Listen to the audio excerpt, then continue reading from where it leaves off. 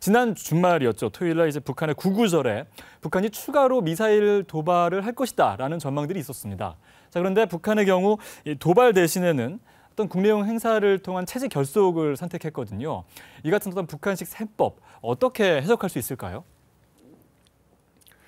글쎄요, 얼마 전에 6차 핵실험을 단행을 했고 거기에 대해서 지금 국제사회, 미국을 비롯한 국제사회가 유엔 안보리 제재결의안을 이제 11일에 통과시키려고 하고 있고 또 여기에 덧붙여서 미국도 독자적인 제재안을 계속해서 마련을 하고 있기 때문에 지금 아마 북한 입장에서는 아주 정치적인 비용이 높은 시기라고 생각을 하고 네. 역사적으로 북한은 정치적인 부담이 매우 심한 상황에서는 무리해서 도발이나 시험 발사를 하지 않았거든요.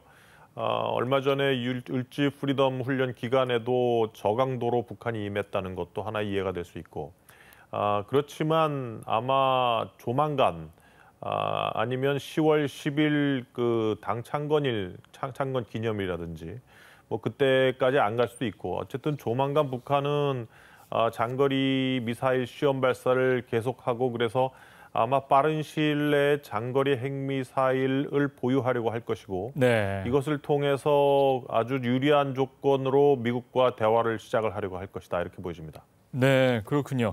자, 문재인 대통령이 다음 주 이제 유엔 총회에 참석을 합니다. 문재인 대통령이 이제 이곳에 참석을 해서 유엔 기조연설을 하는데 이곳에서 대북 제재 당위성을 주장할 것으로 보이거든요. 이 대북 제재 국제사회 공조를 이끌어내기 위한 어떤 효과 충분히 기대해 볼 수 있을까요?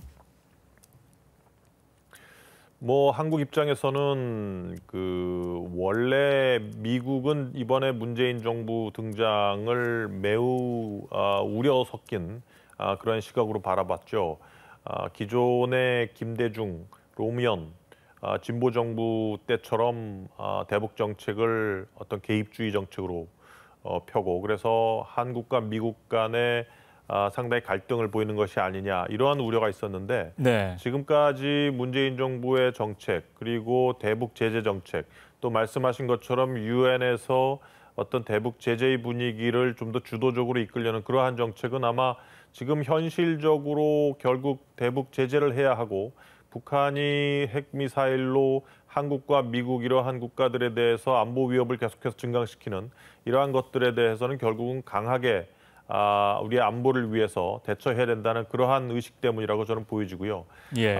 국제 무대에서 한국이 이러한 의식을 좀 더 공유하고 관련국들과의 어떤 협력 체제를 강하게 구축함으로써 이러한 것들이 결국은 북한 문제를 국제사회에서 강하게 인식시키고 국제사회의 제재를 이끌어내는 데 매우 큰 도움이 될 거라고 저는 보여집니다. 네, 교수님 마지막으로 한 가지만 더 여쭤보겠습니다. 이제 지난 6월 한미 정상회담에 이어서 이제 문재인 대통령과 트럼프 미국 대통령이 두 번째 만남을 하게 됩니다. 첫 번째 만남 이후 두 번째 만남인데 그 동안에 북핵 관련해서 많은 또 어떤 변화가 있었거든요. 핵실험도 있었고 이 북핵 공조를 비롯해서 논의될 핵심 의제 어떤 부분이라고 보시는지 말씀 부탁드립니다. 예, 구체적으로 들어가기 전에 대북 제재를 어떻게 효과적으로 할 것인가. 네. 결국 대북 제재가 어떻게 효율적으로 추진이 돼서 북한이 핵 폐기를 위해서 대화로 나올 것인가. 이게 첫 번째 주제일 것 같고요. 두 번째는 역시 한미 간의 어떻게 안보 문제에 대해서 공조를 할 것인가. 즉 대북 억지력 마련을 어떻게 할 것인가. 이 두 가지가 저는 핵심일 것 같습니다. 그래서 제재 문제 같은 경우에는 중국 역할론, 중국을 어떻게 좀 더 적극적으로 제재에 동참시킬 것인가, 이 문제가 논의될 것이라고 보이고 한미 간의 안보와 관련된 공조, 조율 이러한 문제 관련해서는 최근에 논의되고 있는 다양한 문제점들, 예를 들어서 핵균형이 깨진 상태에서 어떻게 핵균형을 맞추고 한국의 안보를 다시 한번 좀 증강시킬 수 있을 것인가. 이러한 것들이 한미 간에 논의되지 않을까 이렇게 보여집니다. 네. 북한의 6차 핵실험 그리고 어떤 미사일 위협 등이 점점 높아지고 있는 상황입니다. 한반도 위기 상황을 극복하고 또 평화적인 해결을 위한 어떤 국제사회의 지혜가 필요한 때가 아닌가 싶습니다. 지금까지 국립외교원 김현욱 교수였습니다. 오늘 말씀 감사합니다.